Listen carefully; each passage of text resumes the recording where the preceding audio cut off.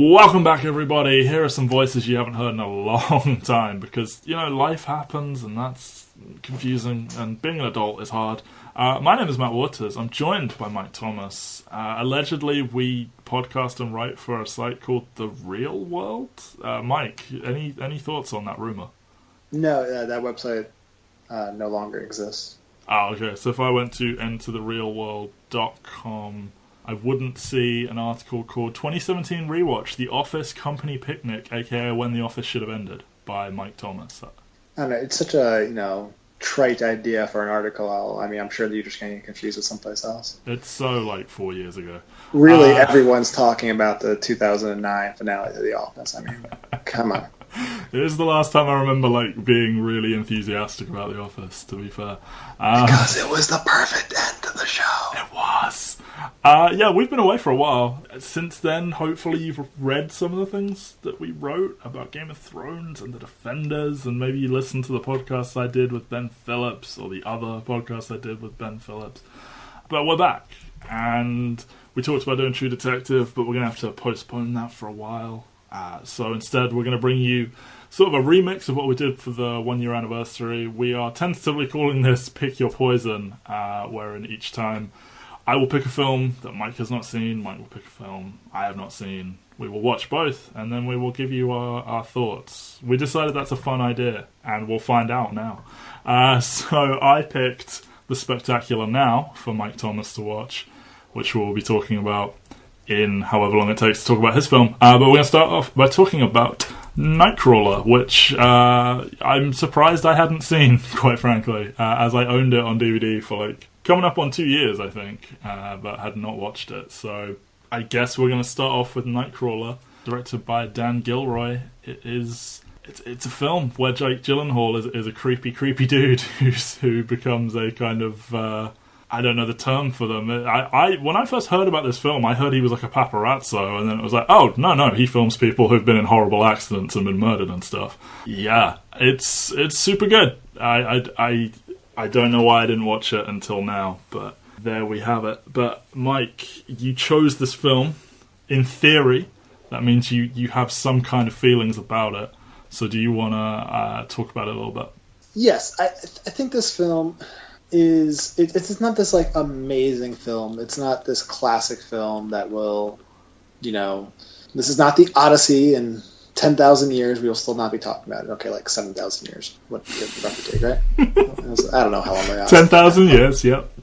But I think this film is just this beautifully unsubtle, just relentless and ruthless takedown of capitalism that it just kind of warms my heart with, just eviscerating the very foundation of America in so many ways. Jake Gyllenhaal's character, Lou Bloom, kind of represents just this fully realized manifestation of capitalist values and doublespeak that it's just so beautiful in how awful he is, because he's almost just this fully realized version of capitalist values, capitalist ideas. He's when the comedian said about the American dream, look around you, it came true. It's Lou Bloom. Let's definitely tie it back to the Watchmen. Come on, at least make an X-Men joke because it's a Nightcrawler. But even just the way because basically Lou Bloom is this idea of, well, if you just work hard enough, you can be successful too, and nothing else matters but that. It's just a matter of how hard you're willing to work. And he uses all this rhetoric that resembles, if not directly apes, CEO bullshit. He struck me as someone who'd watched the shit out of The Wolf of Wall Street, but isn't charismatic enough to naturally be that way. So he's kind of doing a facsimile of it to other people who aren't all that confident. I don't know. To a certain degree, but I think he's broader than that. It's more, he's basically this idea that, America's institutions and systemic oppression, don't exist, and that, being poor is a choice. It's not a generational thing that it's just like, oh, you either choose to be quote unquote successful or you choose not to be, and he is quote unquote chooses to be successful, and he's basically one of the worst people alive, and he preys on people in multiple ways. He coerces, he uses, when he gets power, he'd leverage it to coerce women to sex. He uses it to coerce not working class, but like poor people of color into working as glorified slaves to him, and to a certain degree. He exploits anyone who is quote unquote seen as competition to improve his status in any way. He is the worst person alive. And I think what's so kind of haunting about the movie is that they kind of structure the movie as if he's the underdog, and that he's like beautifully accomplishing all of his goals, right down to the music they use at certain points. Because if you actually just listen to the music at certain points, you'd almost think this is like this heartwarming story of some guy pulling himself up by his bootstraps. But this movie just completely undoes that myth in every way, and really just reveals it for the empty, hollow, inhumane shell that it is. And I think it does that, and so it's successful in that in large part due to the performance of Jake Gyllenhaal. And I think Gyllenhaal is not the best actor around by any stretch of imagination, but I think he's really has a talent for this like intense obsession, and he's played intense obsession in a variety of different films. I mean, like, you could argue that intense obsession would describe this character here, his character in October Sky, his character in Zodiac, his character in Jarhead, even his character maybe in Brokeback Mountain. Yet all those films, he's playing wildly different characters. But it's this idea that once he puts his mind to something, or sets his sights on something, he's kind of unrelentless at pursuing it. And he does that, I think, as well as anybody. And, we've talked about before about how, obviously Academy Awards are pretty stupid in terms of the process in which they are chosen and the overstated importance of them. But it doesn't just, when you talk about people's either obituaries or reflections on the year of film and whatever year, or just talking about someone's status in general, that is still kind of the measurement they use. And I think this kind of strikes me as one of like 3 to 5 Gyllenhaal performances that somehow just missed getting an Oscar nod, that kind of really undercut his status as a top tier actor, or at least top tier for mainstream actors. And I think it's kind of wildly unfair to him within the context of the way Hollywood works. It's, you look back at this year, and it was like the things that were nominated for Best Actor, that just really, a lot of them really don't compare at all to what he was doing here.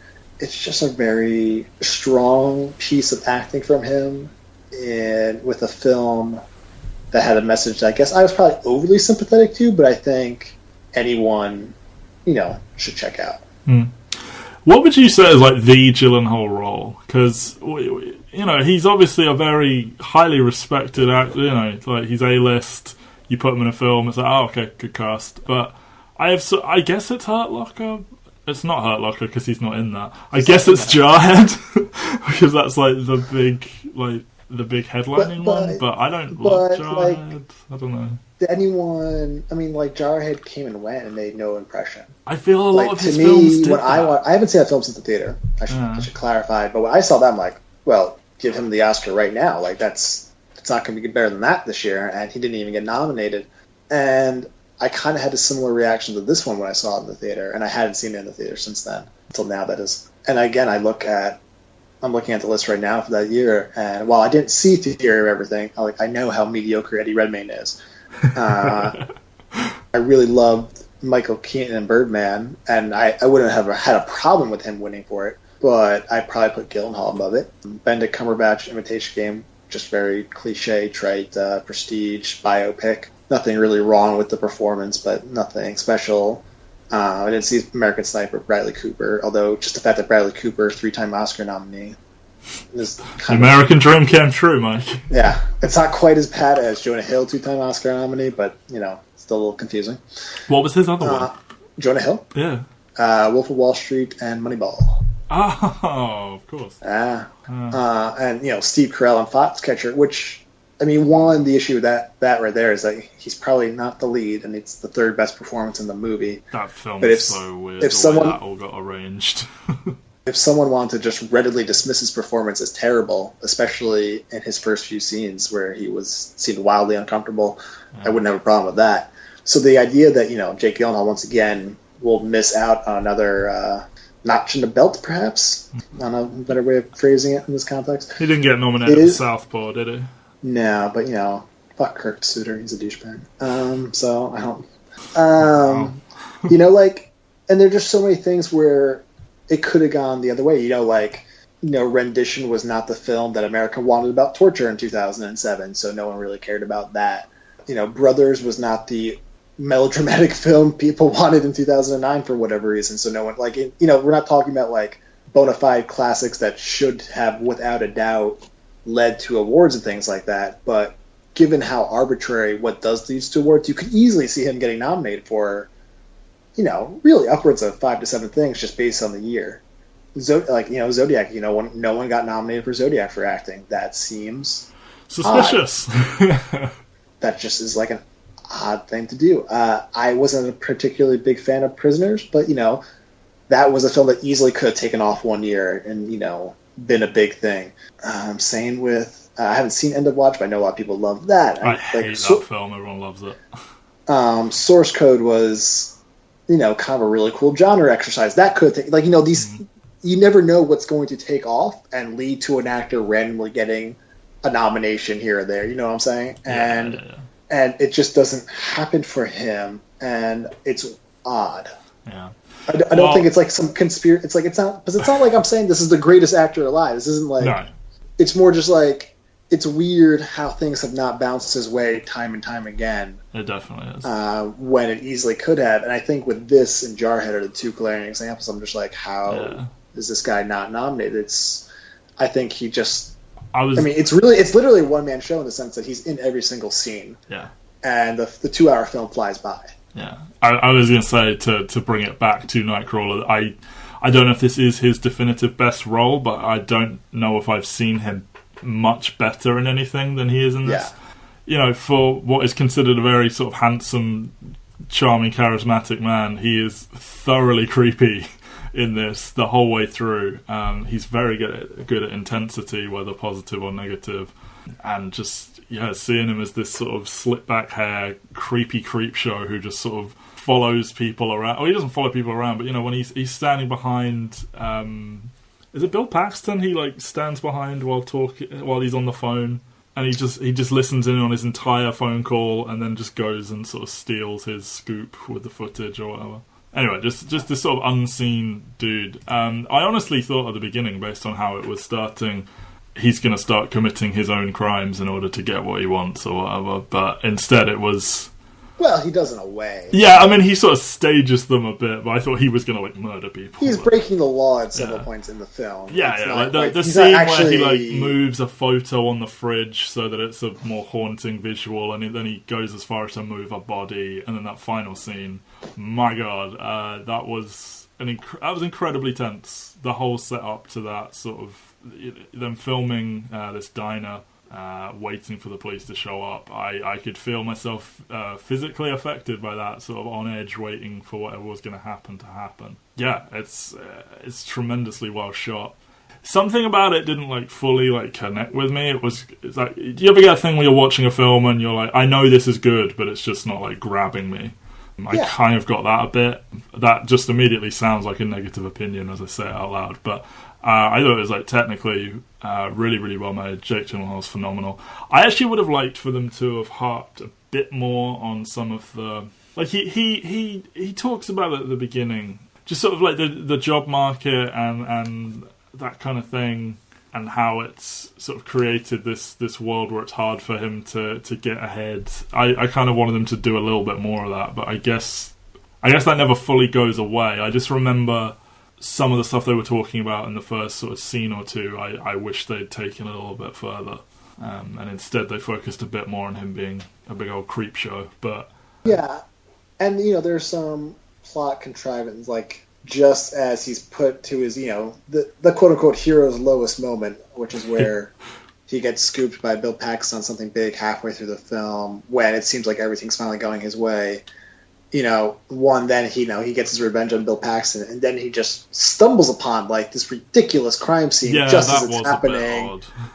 Like I watched the film twice, including once this afternoon before we recorded. I had to like look up afterwards. I'm just like, wait a second, did he like orchestrate that in any like did he do any? Because I was just like, it was so bizarre in how contrived it was that you really. It strained credulity. Yeah, yeah. I really liked Rene Russo's character a lot. It's almost rote at this point because I've seen it in so many things, but sort of seeing the brutal honesty of her saying what sells for their network and like, urban crime in the suburbs, anything with a white person killed by a minority or a poor person, all of that is what we're interested in. I enjoyed seeing that kind of honest, sort of imagining if any of this is said out loud in real life, because it certainly seems that is what... I mean, the news in America is crazy. Like, watching this as a British person, it's insane. I know this is probably quite sensationalized, but I do know a lot of these kinds of stories are shown on the news. I don't know if this happens as it does in the film, but certainly there's a lot of quite graphic stuff on like the morning news, and like that just does not happen here. I think I said while I was watching it, our news has something called taste. But yeah, it was very shocking as like a cultural difference to see that. But I do have sort of a passing familiarity with it from like other media. Yeah, it's one of those weird things where local news is such a generational thing here.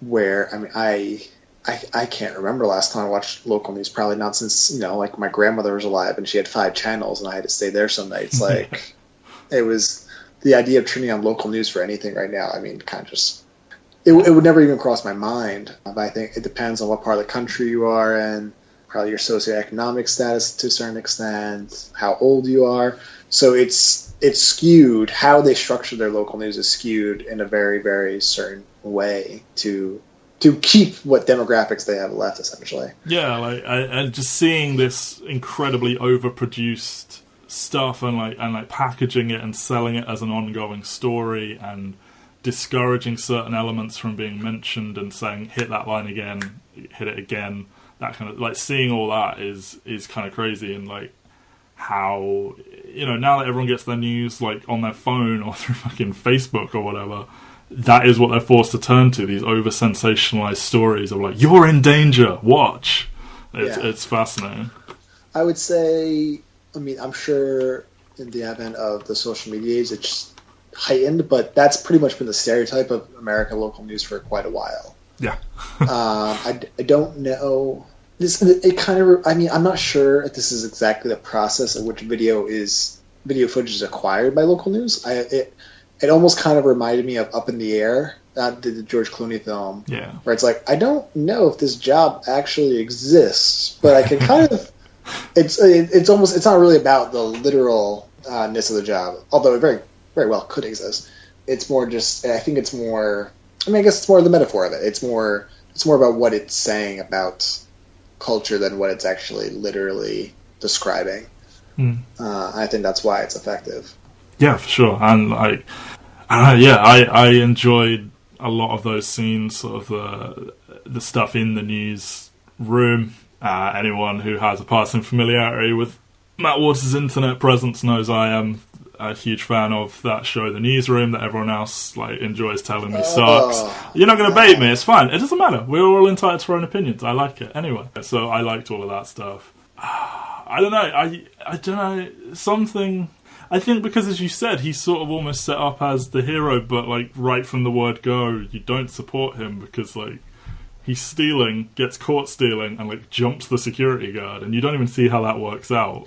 And then he's annoying as hell as he attempts to get a job from someone who he's selling stolen goods to. And it's just Well, it's important because they establish by that opening scene so important because he either violently attacks or possibly kills this person for absolutely no reason, and there's that pettiness of the watch aspect of it. He kind of just It's almost like he's collecting a trophy in a way. And so it kind of allows them to establish this person is unlikable. Yes. You should not like him. But we're going to give him the traditional, protagonist story anyway. And you kind of have to grapple with that as you're watching it. Yeah. And then, like, for it to end with him succeeding and getting everything he wanted. Yeah. Two vans, interns, his production company, presumably. He's got a logo. Very weird. And, like, seeing him openly solicit sex from Rene Russo in exchange for his footage, it's all just like, I kind of want this guy to not win, and yet he wins. And he gets his partner killed. Yeah, he almost orchestrates it, or at least facilitates it. Yeah. He's, the manifestation of everything horrible about not bringing an empathetic or humane approach to business. This is, it's the fully realized idea of what you said capitalists would claim they want businesses to be and what they should be. Yeah. And it's the worst. Yes, it is the worst. Hey, America, have a look at yourself. I know you've got time. There's nothing else terrible going on at the moment. So do have a look at this capitalism thing. Anything else you want to say about Nightcrawler before we switch it up? Yeah, I think what's really interesting about... one of the many things interesting about it is there is a certain likability to Gyllenhaal in this movie at certain moments where he's kind of irresistibly charming, despite the fact that he's like a total monster. And I think it's a rare case where it's done in a way that does not humanize the character, which I think is kind of a distinction we've talked a lot about over the year and a half we've been doing this. That there's a difference between humanizing a character and actually making him empathetic. And he's not empathetic, but he is a human being. Yeah. And he's more dangerous for that. Yes, and those moments of dark comedy play because of what they've put in before and after. I think of stuff like them negotiating over Riz Ahmed's raise and sort of that, I could have gotten more, couldn't I? Yes. And then just not talking about it again like that. You kind of need that before you go into a hyper-intense shootout. So, yeah, it's an odd one. I don't know if I would always be in the mood to watch it, but I did enjoy it, and I'm glad I finally did sit down and watch it after just letting it sit on a shelf, not watched, for 2 years. So, moving on to the tonally different Spectacular Now. This is a very Matt Waters film. Many people think Matt Waters has bad taste, so say what you will about this film based on that. Directed by James Ponsoldt, whose name I've never said out loud, so who knows. He made a film called Smash that I like a lot with Aaron Paul and Mary Elizabeth Winstead, and he made The End of the Tour with Jason Segel and Jesse Eisenberg. So I like both of those films as well. But I like Spectacular Now a lot. I had never heard of this film. Guy I worked with was like, "Oh, have you seen this?" I said, "No." And he said, "Oh, it's like your perfect kind of film." And the guy knows me, I guess, because I watched it. I was like, "Yep, fair. This is exactly the kind of thing I am into." It is a deeply flawed movie, and I know all the things Mike is going to say about it. But hey ho, we follow Miles Teller as Sutter Keeley, which, my God, that's a dumb name. It's basically just an alcoholic 18-year-old fucking his way up through the end of high school and refusing to not live in the now, basically. His father's there, there's a girl. Anyway, Mike, do you want to throw some thoughts to me as someone who saw it for the first time recently? Yeah, I saw it yesterday for the first time. I will admit, I actually, when you first suggested this movie, and I just accepted it because you wanted to talk about it, I actually thought it was The Fault in Our Stars. Like, I thought that's what I was sending out for. I was like, God, man, your taste in movies are just so questionable at best. I think a film I hadn't seen before, so luckily I did not just instinctively go and watch that instead. But I think the guy that wrote it also wrote The Fault in Our Stars and Paper Towns, which are much worse films, and they're writing New Mutants. So we'll talk about one of their films again in the future. This film reminded me of a slightly lesser quality of Don John, the Joseph Gordon directed film with him in the leading role and Scarlett Johansson in the supporting role. In that, I think you're only really telling half of the story of what's going on here, and I think it's to the detriment of the film overall, and it harms the credibility of the film.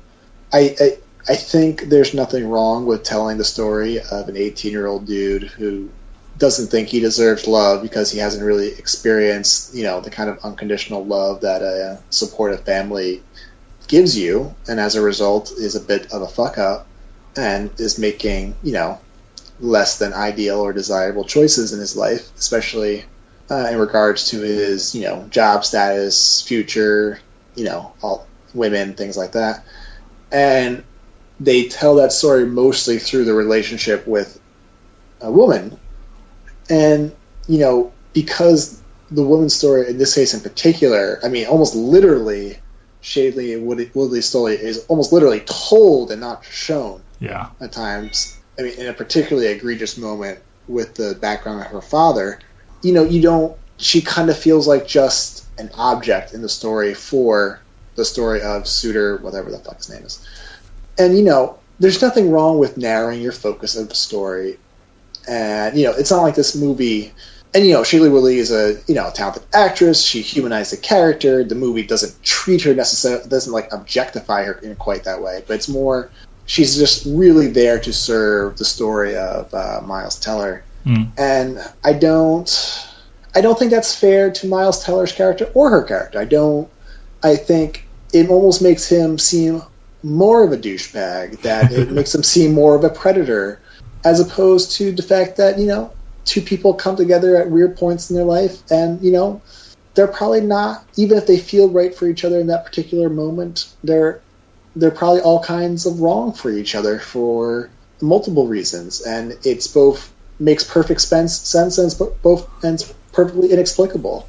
They almost... I think part of it is that Brie Larson is also just a much more talented actress than Shailene Woodley, but she almost gets her due more than Shailene Woodley in the movie, despite far less screen time, despite far less even story told instead of shown, because you can kind of get a real sense of being like, okay, yeah, she liked Miles Teller, but it wasn't doing it for her, and she just instinctively knew this wasn't what she needed, but where Shailene Woodley kind of goes along with everything the whole time, and it's kind of just like this source of unconditional love and support for a dude that is not treating her particularly well. And I don't think that story is a bad story to tell. I don't think that story is not highly relatable. I don't think that story is unworthy in any way. I think, though, if you don't tell it from her perspective, too, you're not doing the story justice. And that was my big issue here. I actually have almost not the inverse, but I wish that Brie Larson's character had more to her. She feels like half a...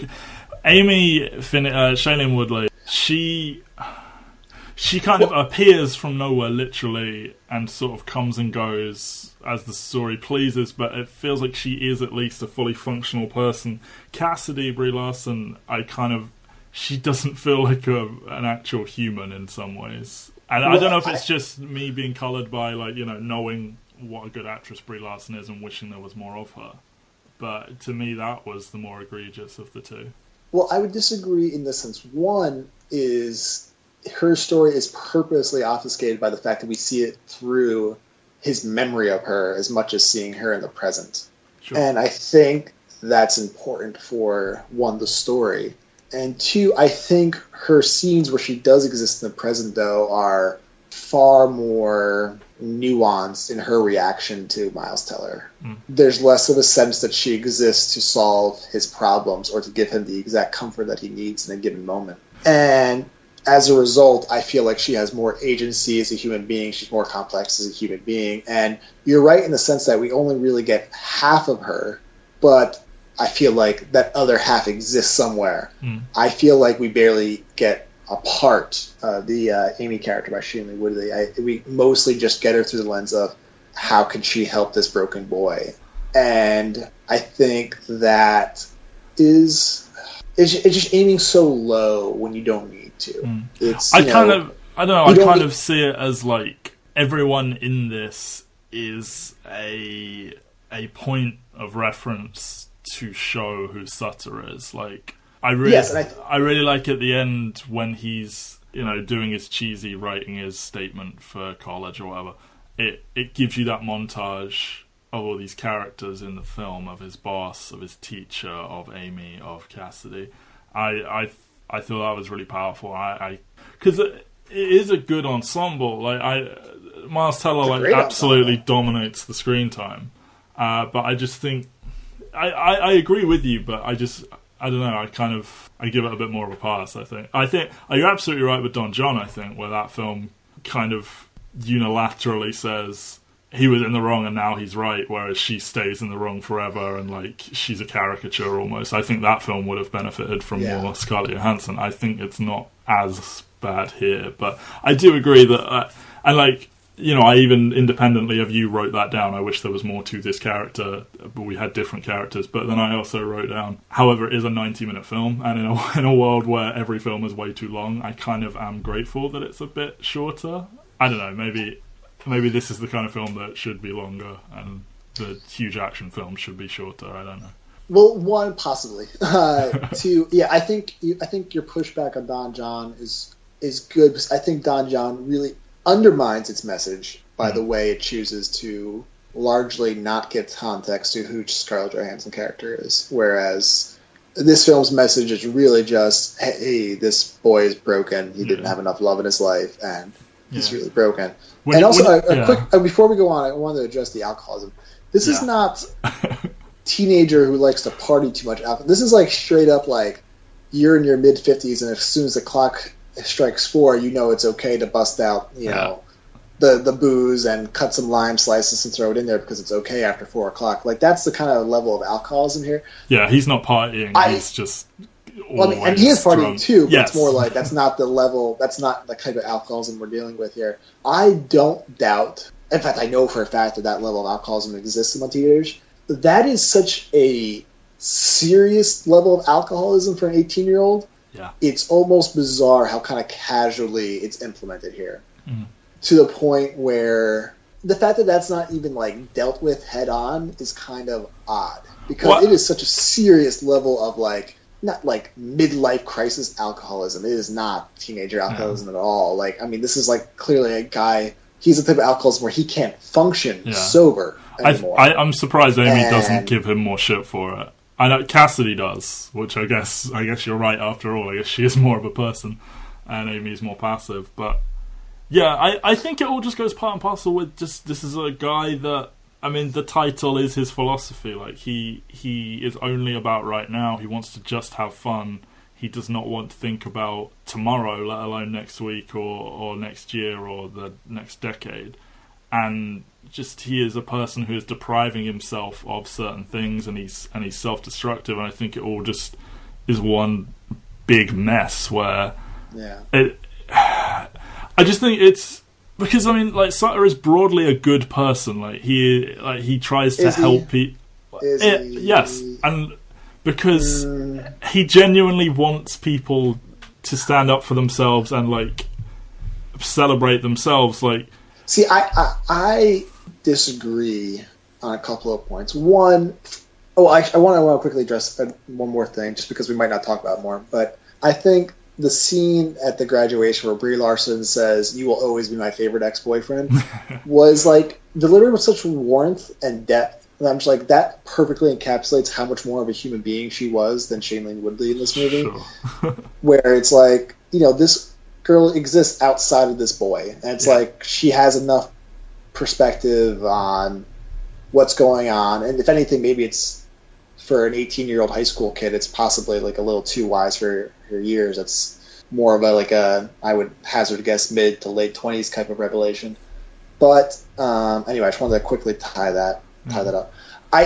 Is Sitter Keeley, looking at the Wikipedia page now, yes, is he a good person? And one, I think the film wants us to believe that to a certain degree. I think the film's kind of predicated on the idea that this boy deserves love for who he is, as opposed to just deserves love because he's a human being. And I think it is, a little overly manipulative that way.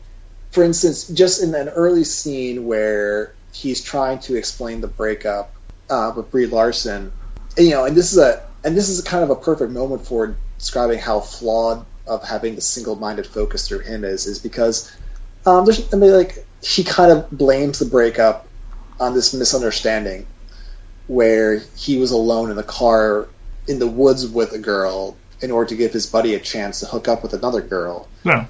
And like Brie Larson somehow pops out of fucking nowhere in the woods and finds him. And I think this is a perfect instance of the movie straining credulity to manipulate the the situation. Could you not just read that as that's his recollection? So it's like it does. An unreliable narrator.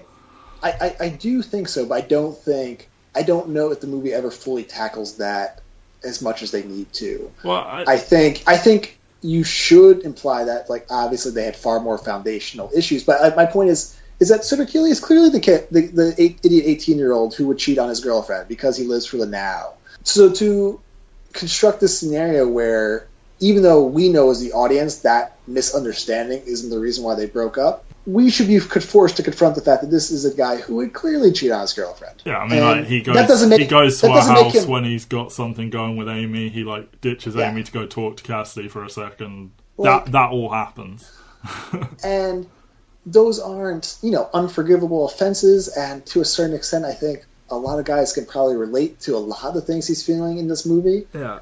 I definitely could. I'm not exactly proud to admit, but it's. I think little choices like that harm the credibility of the film for me. Whereas I think they see a lot. I think they want us to believe he's a good person and he's like kind of a victim, a broken home, of at least one really, really bad parent. Yeah, we'll talk about him in a minute. Yeah, and kind of and as opposed to an 18-year-old kid who's wise beyond his years in a lot of ways, who's just simply choosing to be shitty to a lot of people in his life. What I was going to say is, like, I think he's broadly a good person, and he just also does shitty things. I think in that way he's a very honest it's a very honest portrayal of a human, where they haven't just said, here is a perfect person who's tragically flawed, or they haven't said, here's a complete piece of shit. He is, in the sense that he wants people to celebrate themselves, and, like, when Amy is talking about, like, her niche interest of manga, and, like, she's saying, oh, it's stupid, and he's like, it's not stupid if you like it. And then he goes out and independently, like, reads some of it, and it's not just so that she will help him with his tutoring or whatever. Like, he does that independently of all that.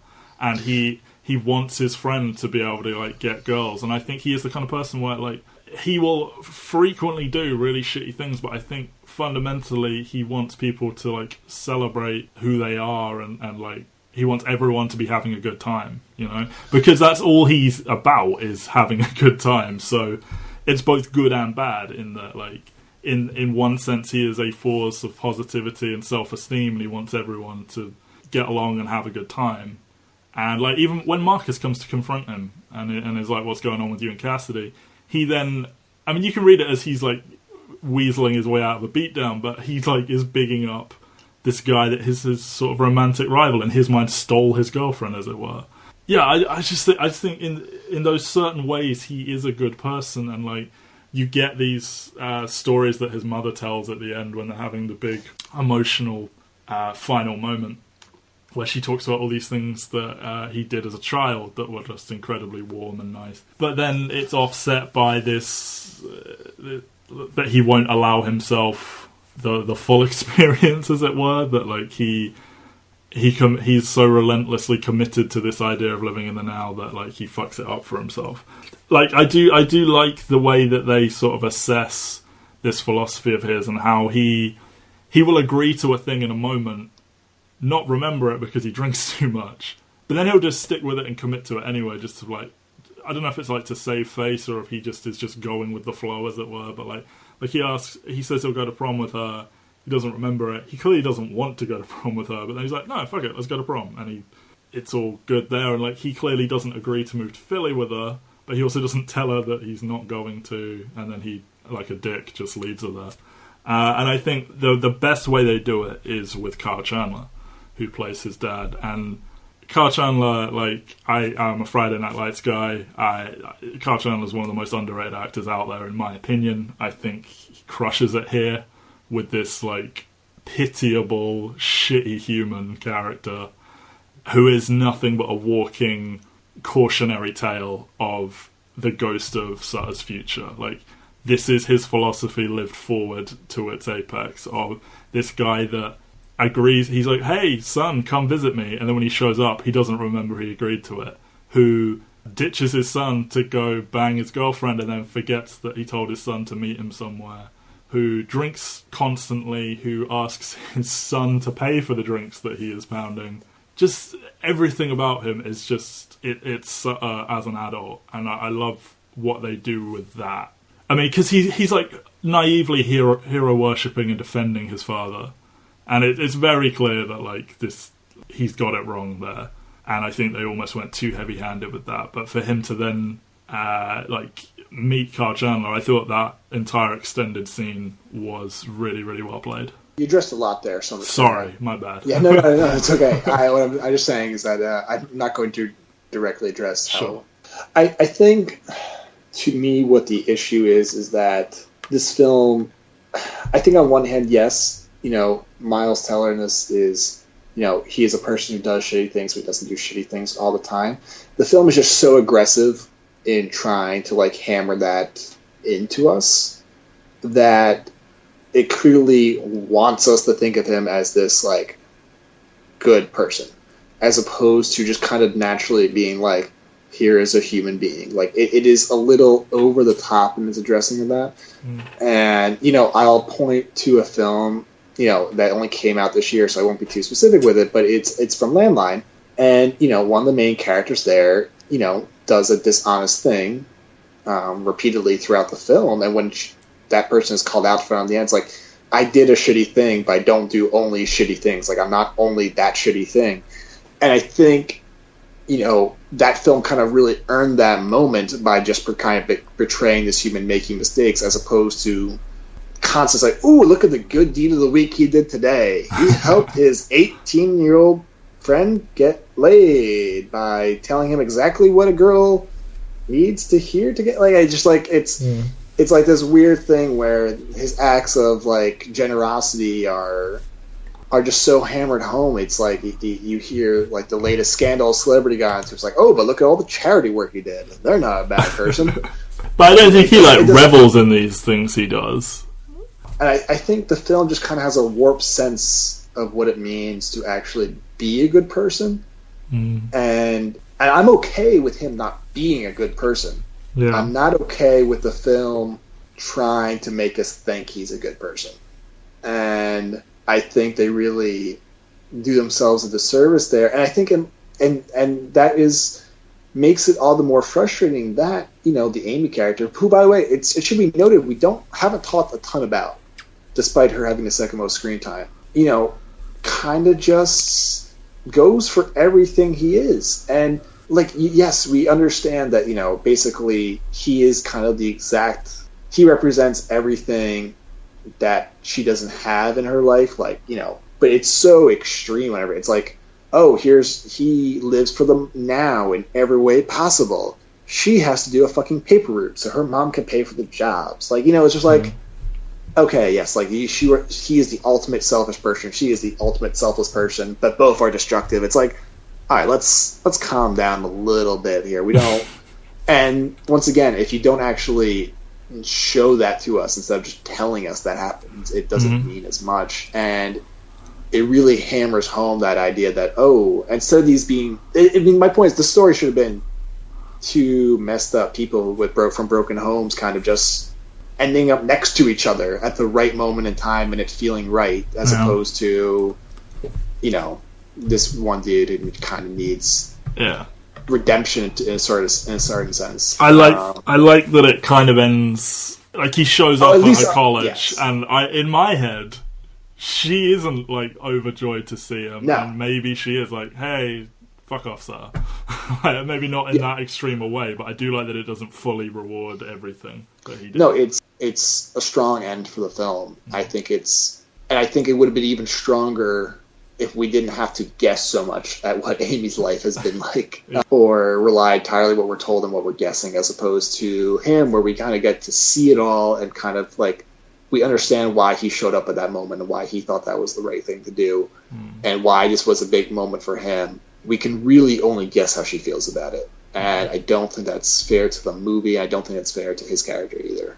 I kind of, with this movie, like everything you're saying is 100% accurate. This is kind of a movie where there are so many like individual moments or scenes or even just lines or shots that I really, really like, that I kind of look at it as a collection of those and what they, what it could have been with a little bit more here, a little bit more there, if they'd finessed it together a bit more. Whereas I think you are approaching it from a more like rational view as like a complete film. And yeah, it has many a failing there. It's just, I don't know, that's kind of what I go in for, is these, like, a crux of an idea, like something that I will just think in my head over and over after I see it.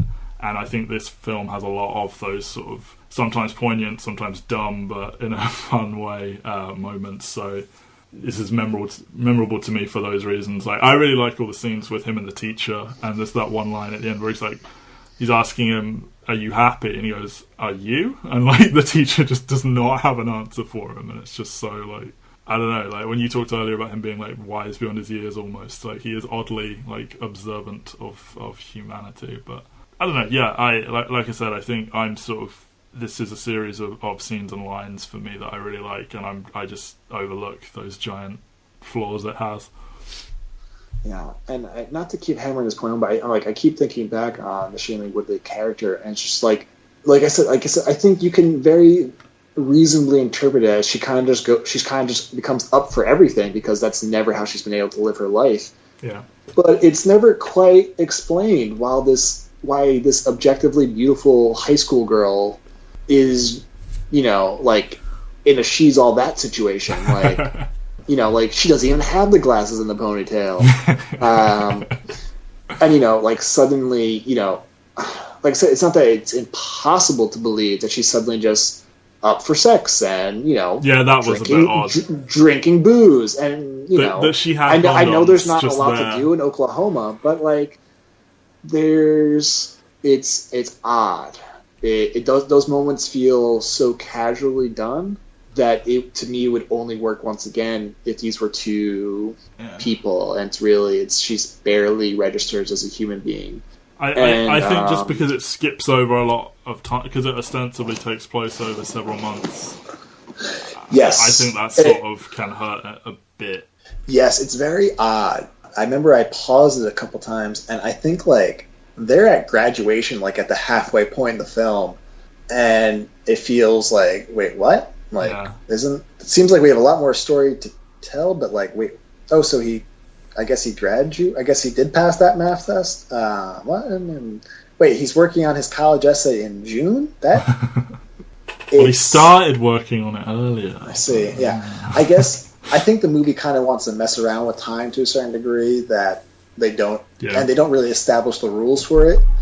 I'm not saying this is like an Inception situation. I'm saying just like they tell the story out of order, while also with flashbacks with an unreliable narrator, and they kind of, I don't know if they so much jump back and forth time, but they kind of bend the rules a little bit, and I think that kind of is disorienting. Yeah.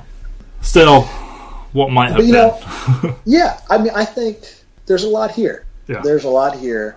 It's hell of a cast for not a lot of money. I would say, well, that brings me to the next point. So this is a movie that has, Andre Royo, who is, you don't know him probably because he's most famous and almost only known for The Wire. He plays the teacher. He's good. You have, you have Saul Goodman pop up in 2 scenes. Mm-hmm. You have the girl from Justified pop up as Shailene Woodley's friend for like 2 scenes. Oh.